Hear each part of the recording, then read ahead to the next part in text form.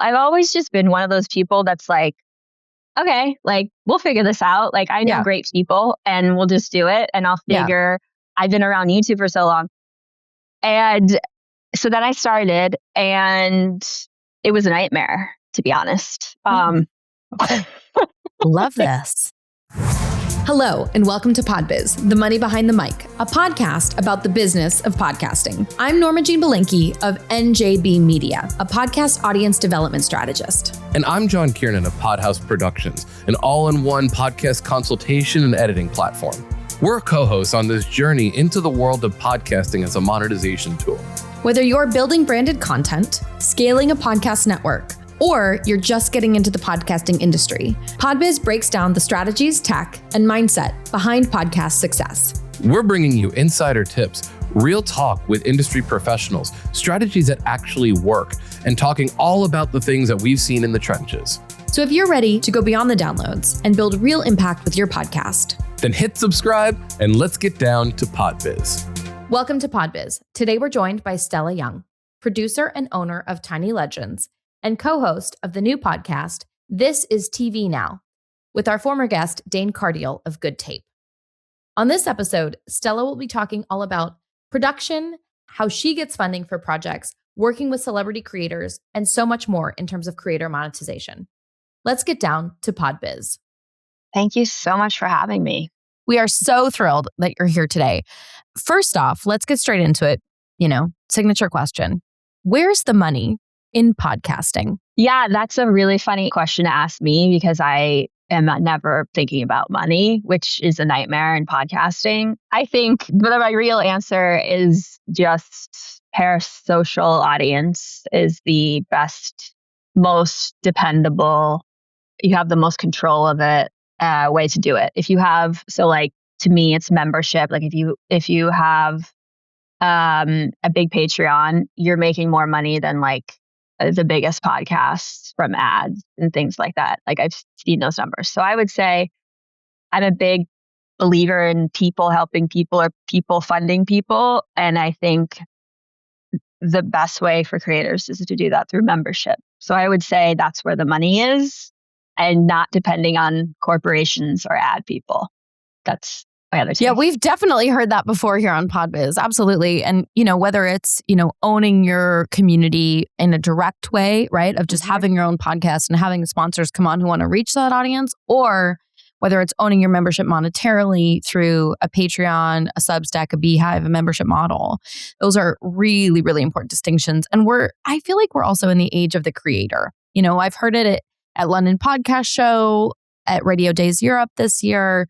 I'm sure we'll hear more about it at Podcast Movement as well, but it's something where I think we're seeing in real time creators monetize and own that audience directly in a way that they really haven't for a long time.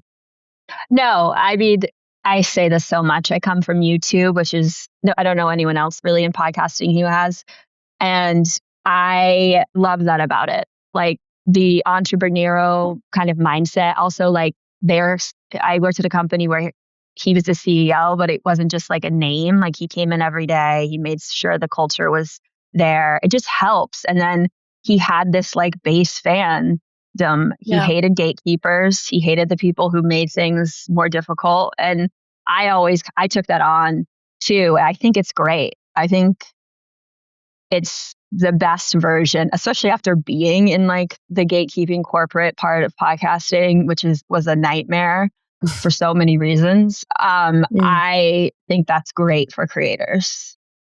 So. Yeah, well, tell us first about the differences that you're seeing in between YouTube and podcaster creator strategy, right? Because we've had a couple of people come on who have a bit of a YouTube background, like Rox Codes, who worked, with Mr. Beast and now is building Flightcast with Stephen Bartlett. But he talked all about being a student of the game and just getting so deep on your analytics and connecting with your community and seeing what works and not being attached to it, right? That was kind of the biggest takeaway that I think audiences, or at least the feedback that we've gotten here on the show from our audience has told us about that episode that was so valuable, is that you cannot be attached to what you make. You have to just be attached to what works. And that's been a very big YouTube strategy that a lot of creators have come into podcasting or brought over to podcasting. Absolutely. And I mean, from your perspective, because you have like a bit more of a comedy background, production background, more on the creative side, what have you seen in terms of the difference between creators and their audiences on the YouTube platform and how creators are connecting and building those audiences and monetizing them within podcasting and the podcasting medium? Oh man, I have so much to say about this. The thing that is I'm just going to say the frustrating part is that I think that influencers and YouTubers, we associate cringe or embarrassing or kind of not part of the industry. And so we approach both of those words with like judgment and criticism. And a huge thing that I do on the show and talk about a lot, and what my mission is to bring on people to show you that like, no hate, but like Mr. Beast is not the only YouTuber and the Kardashians are not the only influencers. Yeah. And I think that's a huge hurdle. Podcasting, it's just my overall thought and viewpoint, which is like, there isn't really trust. They don't understand the mentality of trusting your audience and putting it in. And I was firsthand. I was in live show productions, and YouTubers you had never heard of, I had never heard of, were selling out theaters across the country and the world. And I was also cynical going into it. I was like, and I wanted to go to podcasting because I was like, that's more of like the entertainment. And of course, the great irony is that I went to it and it was so much worse of an environment than the YouTuber. So it's like, I get so mad when people are like, YouTubers are so embarrassing or influencers. I'm like, these people, they're just like you. Like you actually have more similarities than you think. And they're all after the same thing. And technically they're actually more kind of art forward because they have control of everything, which you could also. So I would say I'm just of the YouTube mindset. And when I went to podcasting, I thought it would be like that too. And it fully wasn't. It's just totally like industry vibes. But maybe that's just because I worked with like pretty well-known comedians and like a network that had like a CEO who was from Hulu and like, you know what I mean? Yeah, absolutely. I mean, I would say that it's both, right? So on the YouTube side, and I do think that, we've seen that trend with even just with influencers posting their own videos, right? Like people are going to judge you until they like your stuff, until they follow you, until they're like, wow, how'd you get so far? And I do think, I've seen so many creators post about like pushing through the cringe in terms of influencers and even YouTubers, right? There's this like, hey, you're doing this on your own. Nobody knows what they're doing. Keep going, keep going, keep going. And on the podcasting side, it's interesting, right? Because there's almost two buckets, right? There's the bucket of like, I'm a guy in my basement. I'm making this for me and my friends. I never have, any expectation that it'll be really big. And so there is that indie crowd within podcasting. But because it's so hobby-based, a lot of the time, we don't meet those creators face-to-face. They're not going to invest, $2,000 to come to a podcasting conference. They're not going to, go to industry events in LA. For them, it's just like, oh, yeah, I have a podcast. But for people who are in the podcasting industry and take it to a professional level, I don't even want to say take it seriously, because what does that even mean these days? But I think, people who package it professionally, right? And say, okay, this is part of my brand, or this is how I want to monetize it, or I'm an entertainer in whatever category they are, people who are in that capacity are already looking at, okay, how do I package a show with budget, or even, with industry connections or with distribution outlets, that kind of thing. And so I think for podcasting, it feels almost like if you want to take it seriously, you already have to be that much further, because if you don't, you're not going to spend, you're not going to go to any podcasting conference across the country and get a hotel room and buy a ticket that's hundreds of dollars. And it's just going to be something where you're like, hey, like once a week or once a month, I, post something live from my microphone in my house.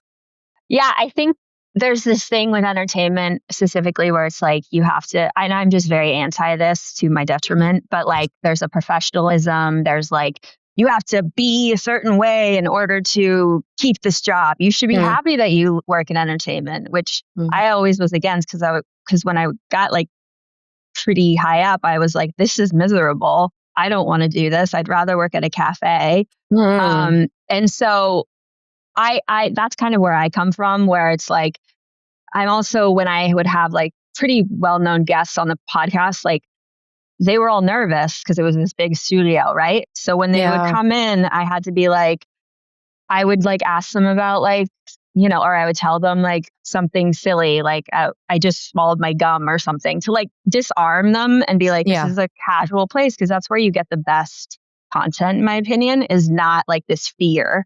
So that's what scares me about anything kind of professional. And I've worked in those environments. I just prefer not to. It's not, I just don't think you get the best out of artists that way. But then you have to do it because it's part of the game.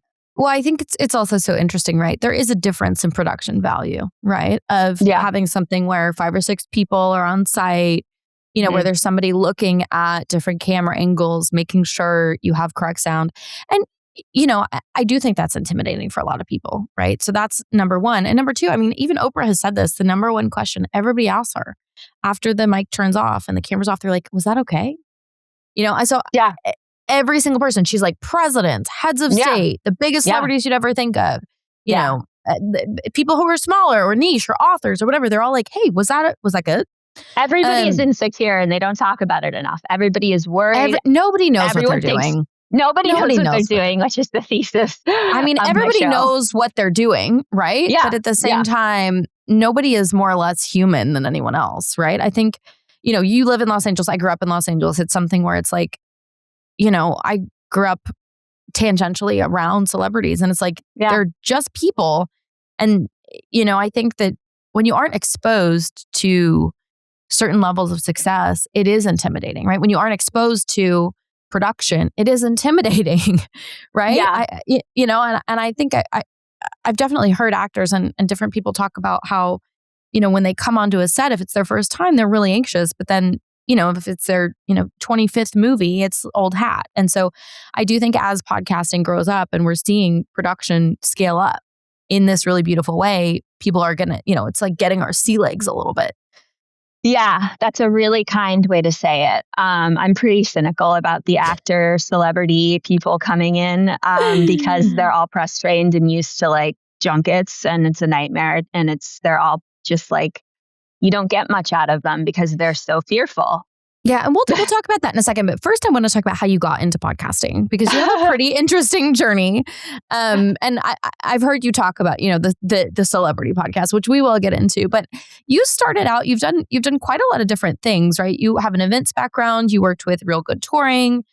You've worked with comedians. You have a background in that as well. Then you have Tiny Legends. You guys are producing some shows that have, at least viral clips, like viral clips.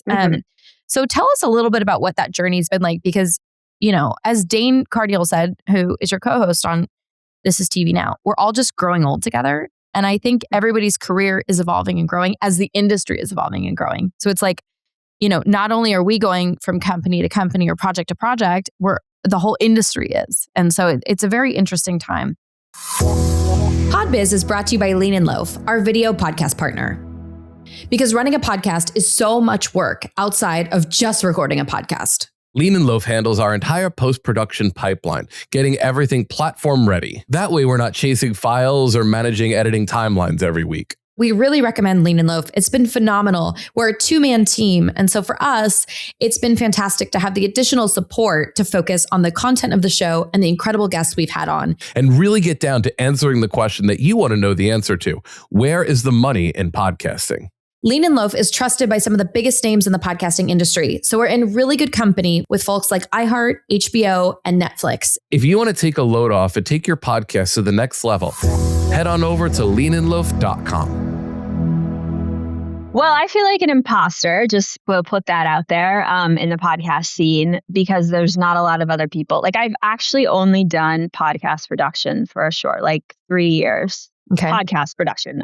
I started working at the company that you're talking about. It was an offshoot of Game Grumps, which is a huge, And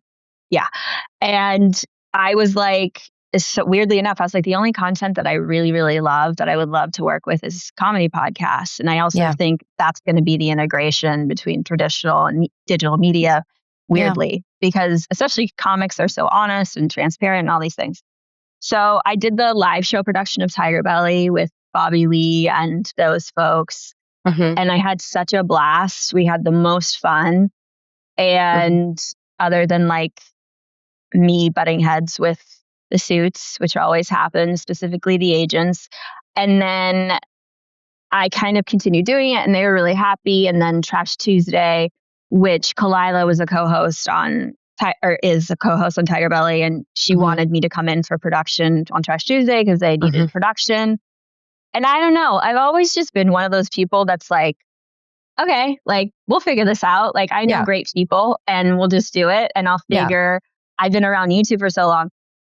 And so then I started and it was a nightmare, to be honest. Love this. This is what we're here to hear. I mean, I think everybody has this glossy idea of a career, but like, you know, we're in the stock market of industries. It's going up increment by increment. Yeah. I think, again, the reason I just really didn't expect to happen was how traditional entertainment podcasting still was in, like, especially with comedians. And I came sort of from this like punk all like YouTube world where it's like, you know, screw the man and we'll do it our own. And so it sucked because I was like, oh, I have to go through 4 people every time that I do something. Nobody understands that, like, you're basically asking production to, you're just asking me to do an entire like TV show basically. Yeah. But you're not paying me. But you're not making a TV show. You're not paying me. And there's no consideration. And also you don't have the budget for it because nobody really understands it. So I think in a weird way, like I missed my YouTube days because it was cool because I met great people and I got to be around like famous comedians and all this stuff. And I have a lot of fun like doing the segments and things, but the business itself was a nightmare. And when I got in, it was like, I had to start working with a network, which was fine, but it was also not fine in a way. Yeah. Because it was that part of entertainment that was like sneaky. They would be like, here's this new client for you. But it was really like a veiled, like, you have to cover all the production costs and things like that. And also, we are going to like take all the information about production for ourselves and not pay you. And it was just this weird, like, why are you here? Like, what are you doing? And then I had to force meetings. So I think I had already had a chip on my shoulder about traditional entertainment. And then it really imploded when I started doing podcasting. But because I was so video focused, and this was like 3 years ago, I was like, podcasts, best marketing is clips. Yeah. Like, and so I was pretty early on the clip train, which is why like there's a lot of, I was like, we need to do a really good clip every day. And, you know, I got to tell you, that has been one of the top pieces of advice that I give clients in terms of audience growth and audience development. Because I do everything from like, you know, let me audit your numbers and spend 15 days, you know, elbows deep in like 2 years of analytics across socials, across, you know, RSS, across YouTube, just like really figuring out what's happening. And then, you know, building a strategy from there for clients. But one of the top strategies that we've seen work and that I've said to people for the past 4 or 5 years is clips. But at the same time, oh my God, nobody's got time for that. That's a full-time job. Like clips. And I'm like, look, you know, what I would advise you if you could put more budget into this, or if somebody in your office wanted to pull their eyelashes out one at a time, is to create really great clips of every episode. Now, you know, people understand that takes labor. There's more tools to do it. Some recording platforms help. AI assists sometimes, not always for the best clips, but it is there. But that clip strategy has been like a pioneering strategy for growth. I mean, we just saw the launch of Rachel Mundi and Patreon doing another multi-year deal. And she talked about how the value that she generated and created was from her content and a clip forward out of the gate strategy that was unique at the time. Yeah. I mean, that was based off of instinct, really, because I was like, I only know podcasts now because I'm on TikTok all the time. God, I And love TikTok. So addictive. love it. Love it. Hated it at first, very old man of me, but now, I mean, that was like 5 years ago, but now Yeah. I love it. Yeah. The only problem I will say with that sometimes is that it's great for marketing and it kind of ends there where like, Yeah.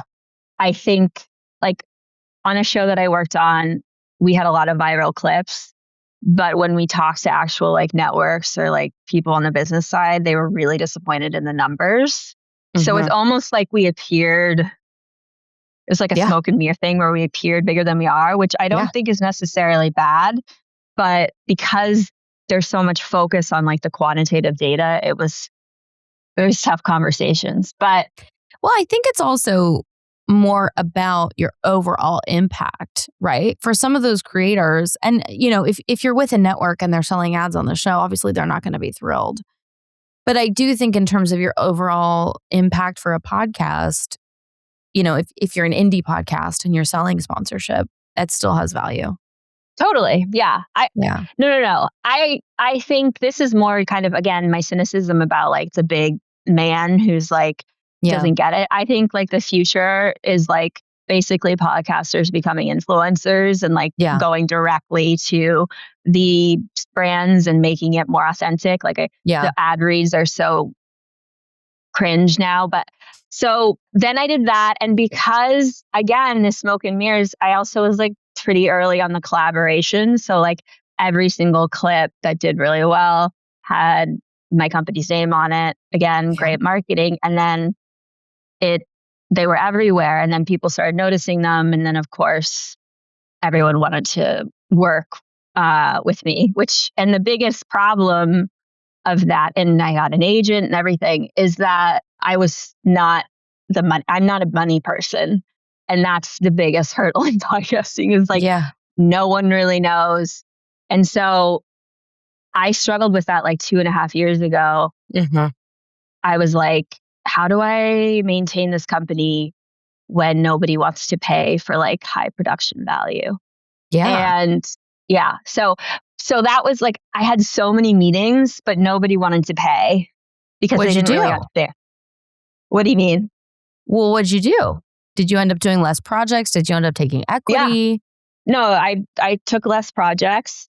I think my business model is like, my team's going to work really fucking hard and we're going to make your content better than anyone else's content. But you're going to be paying, you have to pay for it. And I think because of whatever reason, podcasting was like this gritty, easy thing for people to do. It was hard for people to wrap. I mean, I literally had a meeting with a billionaire that wanted to do a podcast about other billionaires. And like, I couldn't get, of course, I couldn't get money from them. And I was like, I had a meeting with a mafia boss who was like a gajillionaire and he didn't want to do it. So it was like, celebrities. So I was like, if I can't get money from these people. And so then I was like, I'm really just going to focus on like a small amount, like just like 1 or 2 podcasts and really invest in them and grow them. I didn't like the method of signing a bunch of people and not really doing the best work we could do. So I met with a lot and then I would send my rates and everyone would just be like, it's too expensive. Yeah. I mean, I think it's something where we're now seeing people start to realize like, oh, video's great. Video's here. We love video. Apple just launched HLS. Spotify's had video for a bit. But if you want video, it's like, people are like, well, how much is it to make video? I'm like, how long is a piece of string? How much is a TV show? Yeah. Like when we're talking about good video content, right? Like some of the content that does really well online is shot like TV. Like, and so I do think it's something where some of that mindset is starting to change, but there is also the, I guess, psychological impression that a lot of large companies have of like, how hard can it be? It's just 2 people and a microphone. And if they're a celebrity, people will watch. And It is which definitely isn't interesting. true. No, it's definitely not true. And I think we're almost I want to say we're in third wave of celebrity podcasts, right? I mean, I think so. Yeah. I think it's third wave. Third wave feminism, third wave celebrity podcasts. I do think it's something where it's interesting because, we're seeing some celebrities who do have that authenticity. I know that you and Dane have talked about Amy Poehler on This Is TV Now, and how she's just uniquely gifted, right? And so people are like, oh, wow, this is a great podcast. She works with Jenna Weiss Berman, right? Like she is not employing the top people, right? Like, let's be clear about this. Number one, it is expensive, right? Yeah. Number two, like I'm sure everybody is getting paid and well. Number three, they've heavily invested. Number four, she is very unique in the way that she directly connects to people. She doesn't have an ego. She's curious and she makes people feel comfortable. And so I think that when we're talking about celebrity podcasts, there are these outliers, right? And I think a lot of people forget that some celebrities came from that background. Like when we think of Oprah, right? We think of like Oprah's so big, but Oprah started out like hard interviews. Yeah. And so I think it's something where we're getting, people who have that legacy media background come in and they have big money behind them. And then we're seeing, oh, look, they're just a celebrity. They're just like us. Nope. That's big budget and that's an outlier. Yeah, totally. I agree. It's the time where I think people are discovering that maybe celebrities are assholes sometimes. Sorry for saying that, but like they're not all. I've never heard of that movie. What I mean by that is like they could hide their personality before. Yeah. And now when it's like, it's out there, it's like we're seeing it and we're criticizing it. And so the people that are doing well are people like Amy Poehler because everyone loves her. She has like a YouTube like artist mentality whilst being a celebrity, which is very unique. So that's why I always say that she's an outlier. Makes a lot of sense. Well, Stella, what would you say is one key move or metric or even a mindset that's made the biggest impact in your podcasting success and the success of the shows that you've worked on? I mean, I think clips have always been my and I'm come from everything from a social media marketing point of view.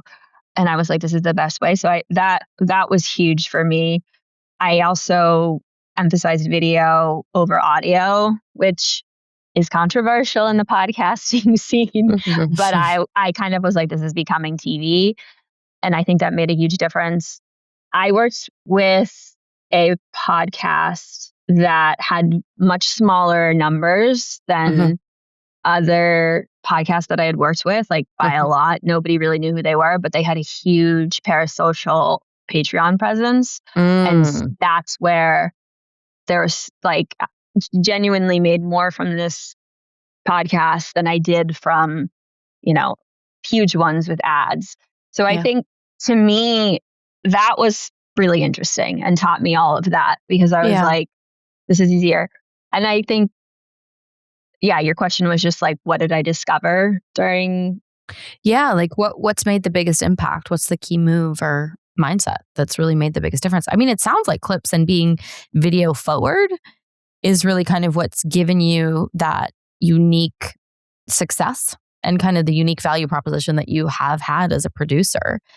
And, you spoke a little bit about like, hey, this is TV now. So let's talk about This Is TV Now,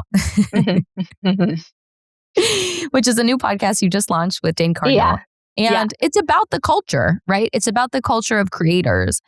And I think it's really interesting. You two both, Dane has also been on the show. So for everybody, we'll have Dane's episode in the show notes. It is something where we, are seeing creators have this huge shift of being a product as like something that, you just had to come on and do your song and dance and then get paid to entrepreneur, right? So we're seeing that flip. And the way that content is created, like you're saying, video, people don't watch TV anymore. I mean, it's really, where is your attention in terms of video? It's YouTube, it's TikTok, it's Instagram. Yeah, and it's going to keep, my opinion is that as we go on, like, I think clips are going to be the new TV show. So clips will be also how we find out about music. And I think short video, I think there's still a place as there is like for books and ebooks and cigarettes and vapes. But like, I think that it's just going to we're going to keep going into the direction of like short content that holds your attention and is almost like a mini mini show. And a lot of people hate that idea, but that's what that's what we're seeing on TikTok. Well, that is number one, what young people want. And number two, we're seeing it on TikTok, right? A lot of my friends that are influencers, they'll have, a series of okay, this is my new series of, a story that breaks or a part 2 or join for part 3 or, something that goes on for 5 or 6, or it'll be, a skit with a certain character, or it'll be a specific theme, or, even astrology-based influencers, right? It's where's this placement in your chart for all 12 signs? It's definitely that's in my algorithm. I'll tell you what. Oh yeah. No, to all my astrology girlies, we know that you're dialed in. But it is so interesting in terms of the way that we're seeing content being created in these short form series, because when you think about it, a traditional sitcom, apart from advertising and commercials, is 22 minutes, right? I think 21:30 maybe. It might be 22 exact, but it's around there. Mm-hmm. And it's something where that's really only 7 3-minute videos. Yeah. I think the highest you can go on most of them are 10. TikTok is 10 minutes. Yeah. But people's attention is shorter. So it's clips. It's shorter. Yeah. Right. Exactly. And I just think that's what people are consuming now. For long form, you don't want to be on a screen. You want to be on a hot girl walk, listen to a podcast. Exactly. So there's that. But there's also I noticed there wasn't a lot of translation between people who loved our clips or follow us on social media and also sat down and watched a full show. If that makes sense. 100%. It's two different media brands. Totally. So I've had clients that have podcast numbers and they're like, hey, we think our Facebook is doing a lot. And I'm like, you did 85 million impressions in the first quarter of the year.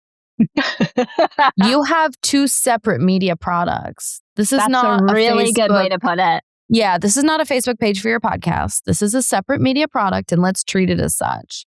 That is brilliant.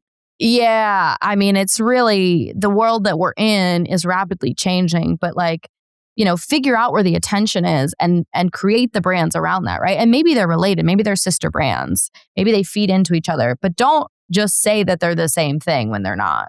Let's all, wow. I wish I knew you back when I was doing this, because I was so convinced. I didn't really realize that until I was in it, and I didn't really know how to to take advantage of our popularity there, especially because the people paying money are so behind that. Yeah. It's we're not making money from these clips. It's not really converting. It's just making people know who we are. Yeah, no, the same content can be utilized through several different media products. That's something that I advise my clients on.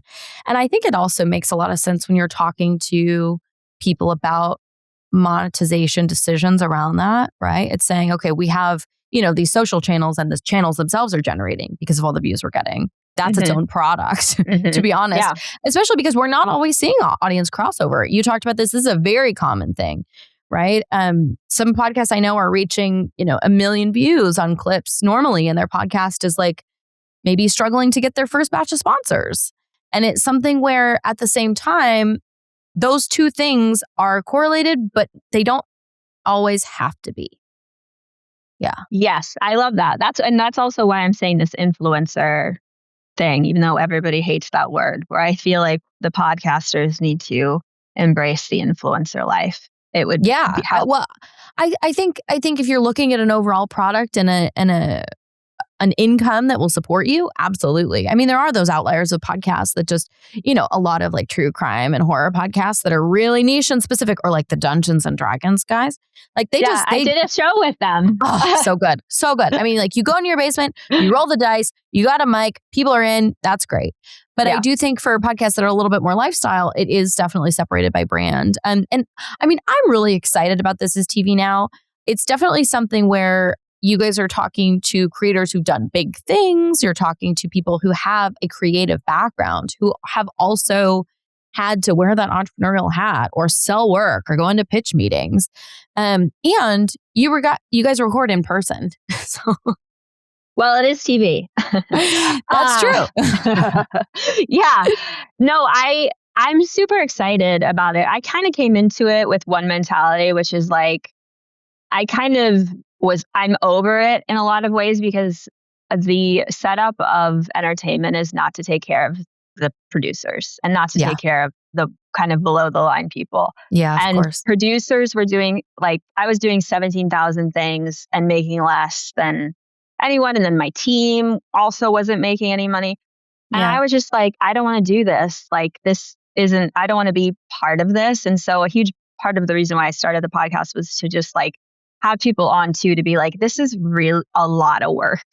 Like like, I know that, like, can we stop talking about the fact that this is like an Instagram story? This is like hours and hours and hours of labor. Hours of work.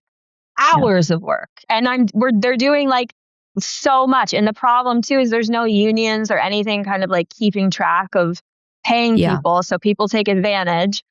And I just want to say, like, it's not right. Like, there was just that woman that came out about the art director. And it's like, that is it isn't fair. And so I wanted to bring on people to kind of like give them visibility, but also just like emphasize again how messed up, below the line is even an awful way to say it. But like, no, but I think it's always, it's also been something where even in traditional film, right, those jobs had a union to represent them. They weren't always paid the same as above the line, right? And that's the people on the business side. For everybody in podcasting who's like, what are all these movie terms? Below the line is everybody from, boom, grip, people holding the microphones, all that kind of stuff. The technical on the ground production folks. And then, above the line is everybody doing, accounting, business, agents, production, but from a money standpoint. So it is very interesting. And, we have organizations like AIR, the Association of Independents in Radio, and they publish a rate guide, but that's not widely known. And also it's something where, depending on, the amount of work and also just the scale of the production, that may be under or over evaluated. That's just a general guide that they do industry research on their own and produce, which is super valuable. We have a whole episode with them about it. And the link is there as well. Big proponents of just transparency in the industry. And at the same time, it's something where in podcasting, we may have organizations like that doing that work on the ground, but there's no legal framework for those jobs and for those wages. And, the film industry came out of a time when, I want to say like the 20s, 30s, there was the whole movement toward unionization within the general United States and overall labor and, the New Deal and, just the way that the world was working, right? We got Social Security. Yeah. Like it was in those years that we figured out that maybe certain jobs should have unions, and then, and people fought for that, right? And so I think unions created the middle class. Unions created weekends. Unions created weekends. Yes, absolutely. And interestingly enough, just fun side fact, the 40-hour work week was supposed to be for one man to work that week to support an entire family with. Yeah. So it's interesting because, when we look back at the history of film and that video component, those structures are built in for labor. But on podcasting and digital media, it's all so new and it's all evolving so quickly that there really isn't that standard. And I do think it's a double-edged sword, right? It's up to all of us to kind of stand in integrity for our own value. I can't even say that without just like a yuck. It's really hard. I agree with you. It's hard for women to do that though. Like that's something. It's very hard for women. That's why I always advocate join community organizations. I'm on the board of TPA. Is always an open forum. You can ask people, what's fair to get paid. I think that having these industry-wide organizations and belonging to them and supporting them, right? It's $100 a year. They put on the ambies, right? There's all these organizations where they're doing the legwork and they're bootstrapping because we're an emerging industry. And so I do think it's something where it's so important for all of us, because also when you're making a podcast, when you're making anything creative, it's like, how can I make the best work for as cheaply as possible? And I think as an industry, we're all kind of at this moment where we're like, okay, we got to take a step back and we got to figure out where do we actually want to invest our money and our time to build out this working class of people who create great work. Yeah. Yeah. I mean, that was one of the reasons why I started my company too, is just like I wanted to only work with people who I trusted. And I feel sometimes like I brought them into the lion's den. But so that's like my main coming from that from a point of view of empathy. But it's been interesting because as I've been doing the podcast, my mission has changed in other ways where it's like I'm becoming more optimistic. I came in really cynical. We shot a first episode and I rewatched and I was like, we can't post this. This is a bitter woman No, I was like, this is... I liked your first episode. Did you reshoot it? Was that the reshoot? That was the reshoot, yeah. Oh. No, literally, like, you don't even know. I was just like, I hate this. I rewatched it and I was like, what a bad attitude. And so there's been like a lot of optimism. Also like there's people that I don't know the podcast. I'm an outsider. So like meeting podcast insiders like James and seeing how cool they are and what cool work they're doing has actually given me inspo. And now my job, or what is part of my job, is like bringing in influencers or YouTubers that can show podcasters that they're cool, man. Yeah. I mean, I do also have to say, right? Like, I think that for everybody on the podcasting bandwagon and who's been in the industry for a long time, it's something where we look at people who have the experience that you have, and it's something where there's this like, oh, but they've worked in real production. Oh, they know what they're doing. And so I do think the grass is always greener. It's very, very interesting in terms of, you know, how people see each other's careers and history. Because, you know, you talk to a lot of the ad folks, they have a background in radio, right? They sold radio.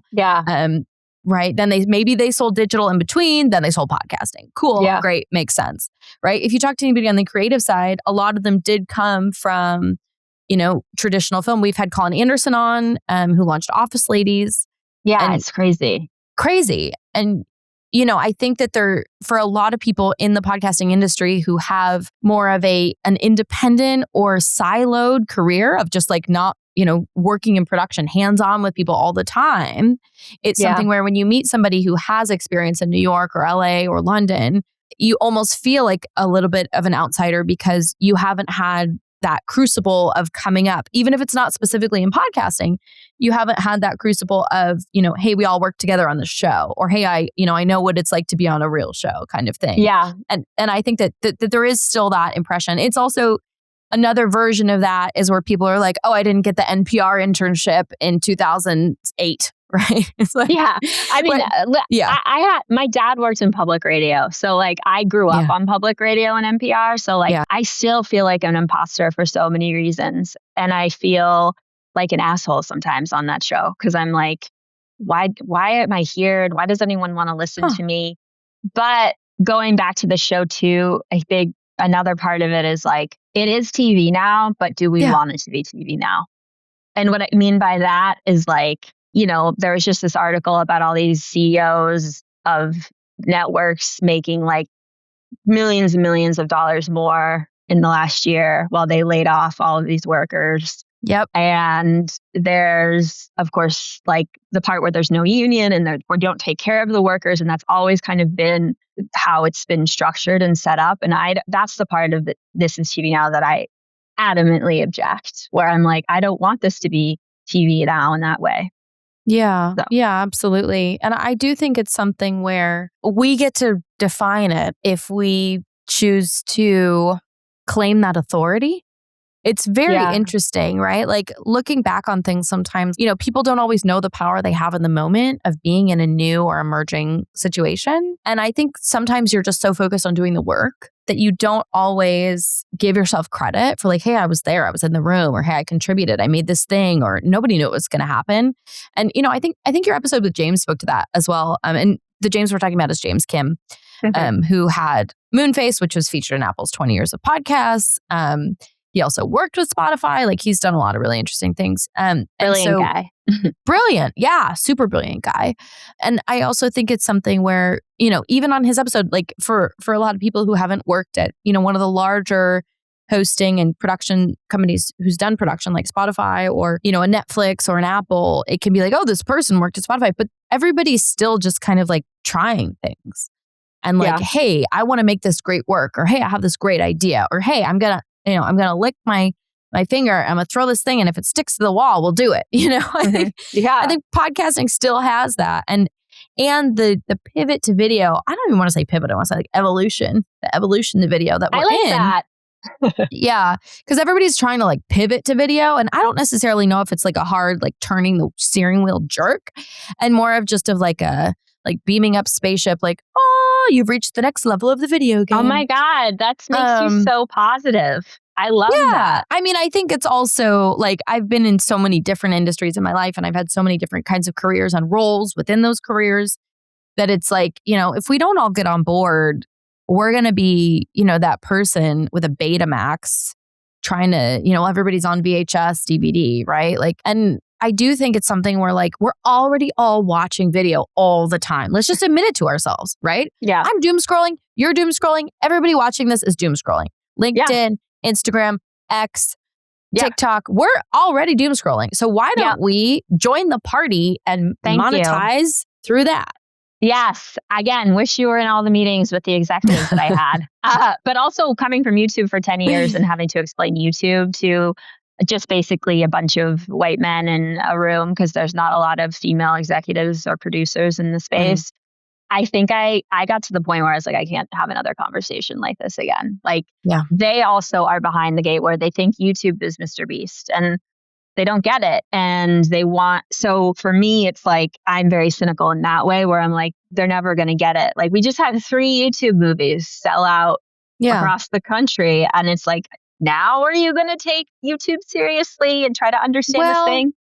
I do think it's one of those things where whenever something is an open medium and there are low barriers to entry, there's a lot of people at the top who have to be extra cautious, because there's a lot of people who at the bottom who haven't taken the time to make great work or gain that experience. And so as a result of that, there is a lot of like, self-promotion that isn't warranted, I do have to say.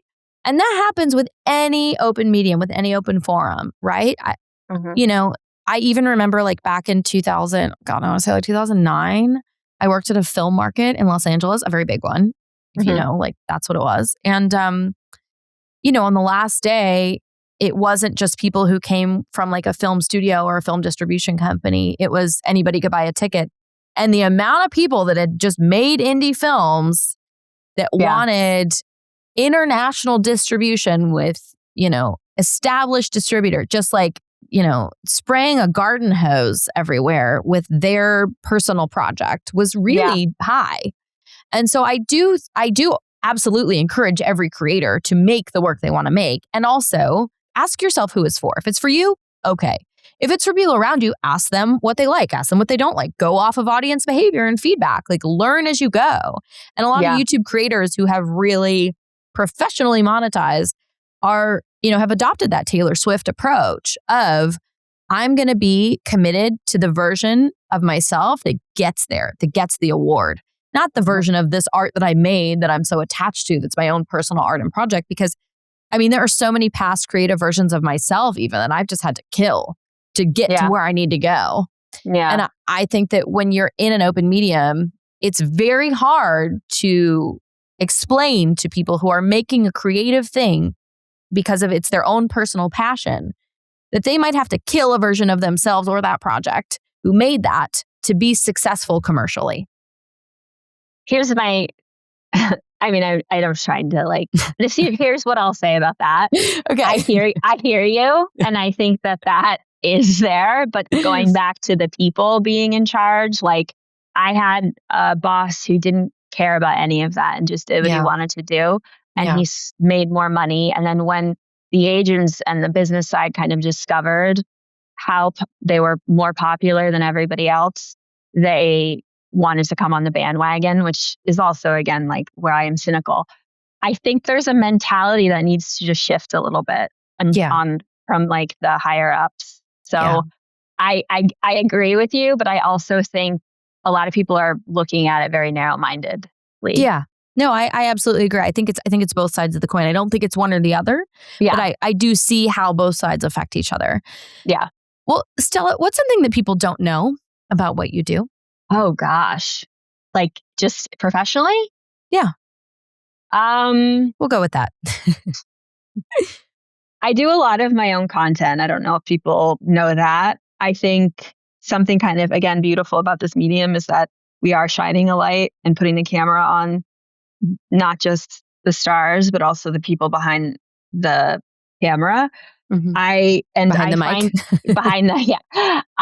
But I also find that it's great for like marketing research and kind of taking the pulse of where people are. Like I'll put a video out, I'll notice the reaction. I get a lot of comments on TikTok and I kind of apply that to like whatever project I'm working on. So I almost use my own brand to see what sells. Generalize. Yeah. So and also just understand how like culturally where we are, like politically. Like, you know, I did a video about like Vince Vaughn and him saying he didn't want to talk about politics, and I got murdered in the comments. And then same with like Elon. I did like a disparaging video about Elon, and I was like, okay, this is where we are culturally. And then I'll do something about someone else, like Jared Kushner, for instance, and everybody was on board and it'll pop off. Okay. Yeah. So it's kind of like just, again, I guess it's from like a marketing social media point of view, but that has helped me immensely because it helps with editing. It helps with producing. Yeah. This is what people want to hear. Yeah. I think that, you know, just always checking in with your audience and being of service has been such a big theme that we've seen from everybody's success here on PodBiz. Absolutely. Yeah. Yeah. I also do social media now for a nonprofit, which I don't know if people know that as well. So that's the other. Woman of many talents. Yeah. Well, Stella, if you had to start over today, what would you do differently to grow faster or smarter? Not do it. No, just kidding. I think we all have those days, right? Where we're like, oh, what if I had just gone to law school? Yeah, exactly. I would have focused on financial side. And like, that's why I love your first question is like, that was my last question when I started. I was so devoted to like the art. I would also probably have a better understanding, quite frankly, of the traditional world and how strong that is and how you really can't punch through it at this point. And there's still these rules happening. Yeah. So, and I would probably play the game in a better way. I was just so used to like being like, this is our own thing and that, you know, we're entrepreneurs and we can do whatever we want kind of mentality. And then when I hit entertainment's like, that's not rewarded. So I would say those two things are probably the biggest one. And a lot of my biggest thing is like, I would overpromise and get so excited and passionate about like the idea or the art or like this person being, you know, I would go way overboard. There'd be like a wellness celebrity that wanted to do something. And I'd be like, well, why don't we do this like interesting artistic? And like, I never thought about the money. And I think that is something I would just say, having my own company, I didn't think about that as much as I should have. Like owning your own company means, yes, the creative side, but you also have to think about the money. Oh, yeah. Yeah. And it's like, what is my time worth? But also with rent and office space and taxes on top. Like, not like, what will I do this for? But like, what will I end up with at the end of the day? What's the price of that? Ugh, that's real. That's a very real entrepreneurial issue. Yeah. I will also say boundaries, working with people and sticking up for myself. Like you said, I kind of always came into all of this. Every job I've had being like, well, I'm just the girl and I'm lucky to be here, or come off very like confident sometimes. But like, I think standing up for myself and being like, I deserve this because I'm really good at my job and not like you can pay me whatever because I'm just lucky to be in the room. That would be the other thing I would tell myself. Absolutely. Well, Stella, what are you excited about coming up within the podcasting industry? Great question. It's like I'm on this other side and I'm enjoying this really great experience. It's what everybody really, the artists, the people who are really in it for the work, love. Yeah. And so I'm excited about watching this a little jaded industry of podcasting kind of understand more the digital media world, because it's so much more freeing. It's so much less frustrating. You have so much more control over your IP, over whatever you're doing. You can figure out a way to monetize yourself. And it gives you the ability, it just gives you this freedom.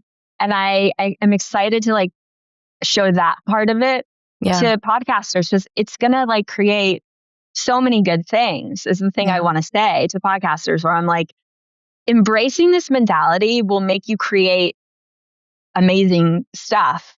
And you have to but you have to change your mindset a little bit, where you're not doing it for ads necessarily. Maybe you're doing it for the people, but like, here's why it's awesome. Yeah. And so that gives me hope, because I hope that that's where every entertainment sector goes into, which is like powers to the people, powers to the artist. So that's really like the biggest thing for me. Yeah. Well, Stella Young, producer and owner of Tiny Legends and co-host and creator of the new podcast, This Is TV Now. Thank you for joining us here on Podbiz. Oh my gosh, thank you so much for having me. This was fun.